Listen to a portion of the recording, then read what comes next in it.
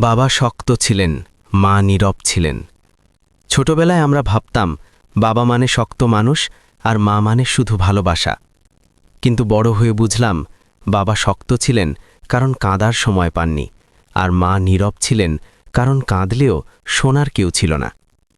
বাবা সারাদিন বাইরে যুদ্ধ করেছেন, কাজ, অপমান, ক্লান্তি সব চেপে রেখে রাতে ঘরে ফিরেছেন একটা হাসি নিয়ে।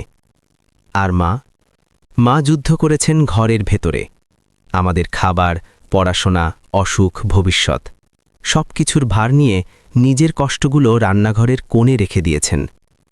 আমরা যখন ভুল করেছি বাবা বকেছেন, কিন্তু মা চুপচাপ আমাদের মাথায় হাত রেখেছেন। আজ আমরা বড়, নিজের জীবন নিয়ে ব্যস্ত, কিন্তু বাবা মা এখনও আমাদের একটা ফোনের শব্দে দিন গুনে থাকেন। একদিন আসবে যেদিন ঘরে ঢুকে বাবার জুতো থাকবে কিন্তু বাবা থাকবেন না, মায়ের আঁচল থাকবে কিন্তু মা থাকবেন না। সেদিন আফসোস করে লাভ নেই, আজই সময়।